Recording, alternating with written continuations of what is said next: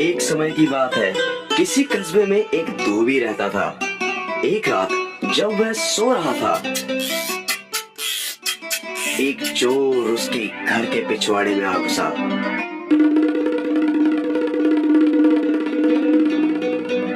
धोबी का एक कुत्ता और एक गधा वहां एक खूंटे के साथ बंधे हुए थे।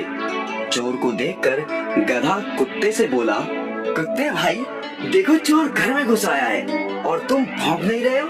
क्या ये तुम्हारा फर्ज नहीं कि तुम भौंक कर मालिक को जगाओ? यदि तुम ऐसा नहीं करोगे तो चोर चुपचाप चोरी करके यहाँ से रफू चक्कर हो जाएगा।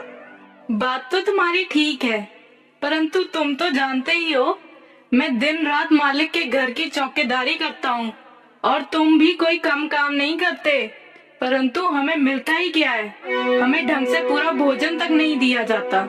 ये बात तो तुम ठीक कह रहे हो, परंतु परंतु कुछ नहीं। मैंने तो सोच लिया है, मैं आज नहीं भौंकूंगा।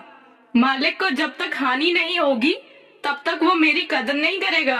देखो, ऐसे आड़े वक्त में ऐसी बात सोचना गलत है। मुसीबत के समय अपनी मांग रखना उचित नहीं। मैं उचित अनुचित कुछ नहीं जानता। मैंने तो जो कह दिया सो कह दिया।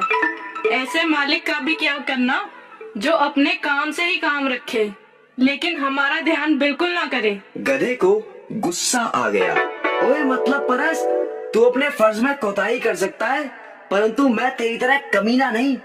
लगता है मुझे ही कुछ करना पड़ेगा। और गधा जोर जोर से रैंकने लगा।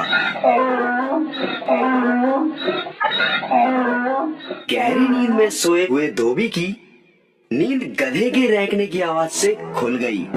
वो गुस्से से बिस्तर से उठा और जाकर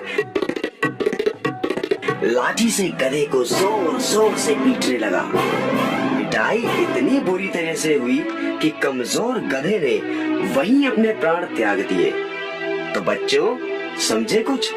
इसीलिए तो कहते हैं, अपने काम से काम रखो, दूसरे के काम में टांग ना अड़ाओ।